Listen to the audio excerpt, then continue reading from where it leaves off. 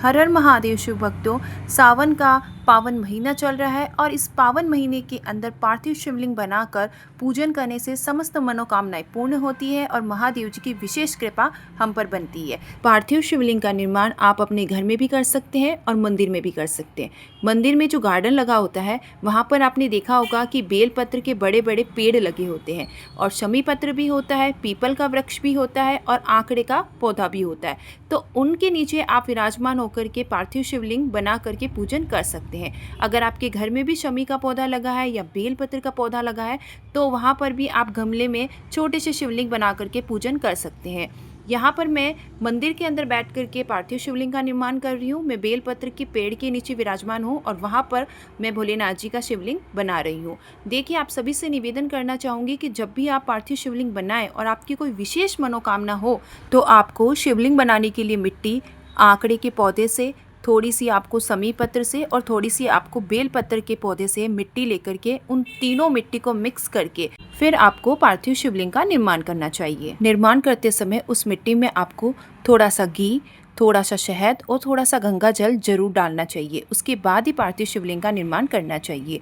शिवलिंग जब बन जाए और अगर आपने जलाधारी बनाई है तब भी आपको ये प्रयोग करना है और नहीं बनाई है तब भी आपको ये प्रयोग करना है। आपको एक साफ सुथरा बेलपत्र लेना है और उस पर आपको भगवान भोलेनाथ जी के शिवलिंग को स्थापित करना है। यानी कि भगवान भोलेनाथ जी को जब आप विराजमान करते हैं तो सीधा ज़मीन पर नहीं रखना है, आपको नीचे एक बेलपत्र अवश्य रखना है। इस बात का विशेष ध्यान रखें और दिशा का भी ध्यान रखें।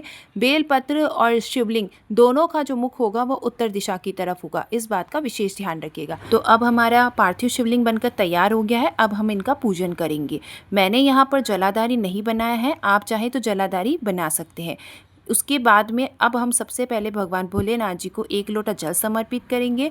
जल समर्पित करने से पूर्व ये भी ध्यान रखना है आपको कि आपको एक बेलपत्र ज़रूर से शिवलिंग पर रखना है। उसके बाद ही आपको जल समर्पित करना है। उसके बाद शिवलिंग पर आपको जो भी आपके पास पूजन की सामग्री है, जैसे आपके पास चंदन हो गया, चने की दाल हो गई, चावल हो गए, रोली, मोली, कुमकुम, चंदन, जो कुछ भी सामग्री है वो धीरे धीरे करके आपको समर्पित करनी है। सफ़ेद पुष्प, लाल पुष्प, आंकड़े का पुष्प, शहद, शक्कर, मिश्री, दूध, दही, पंचामृत, जो भी सामग्री आपके पास हो वो सारी सामग्री आपको सच्चे मन से भगवान भोलेनाथ जी को समर्पित कर देना है।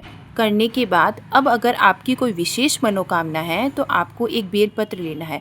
उसके बीच वाली पत्ती पर आपको पीला चंदन लगाना है और दोनों पत्ती पर आपको लाल चंदन लगा करके बीच वाला जो डंठल होता है वहाँ पर आपको शहद लगाना है और शहद लगाए हुए इस बेलपत्र को आपको भोलेनाथ जी को समर्पित कर देना है पूरे सच्चे मन से, अपनी मनोकामना बोल करके। और फिर आपको समर्पित करना है एक लाल पुष्प और उसके बाद आपके पास जो दूर्वा है वो समर्पित करनी है और जो भी पुष्प है, माला है, जो भी आपने पूजन सामग्री के लिए बनाई है वो सारी चीज़ें आपको समर्पित करनी है। और फिर आपको कनेर का पुष्प शिव जी को ज़रूर से समर्पित करना होता है क्योंकि सबसे प्रिय पुष्प है ये भोलेनाथ जी का, तो उनको ये पुष्प ज़रूर से समर्पित करें। उसके बाद एक धतूरा लेना है जिस पर आपको थोड़ी सी हल्दी लगा करके फिर उस धतूरे को समर्पित करना है, क्योंकि धतूरे पर जब हम हल्दी लगा करके उनको समर्पित करते हैं तो हमारे शरीर में या हमारे घर में जो भी बड़ा रोग आने वाला होता है वो टल जाता है। अब हम बड़े ही प्रेम भाव से दिया लगा करके भगवान भोलेनाथ जी की आरती करेंगे। आरती अगर आपको आती है तो पूरे सच्चे मन से आरती गाइए भगवान जी की।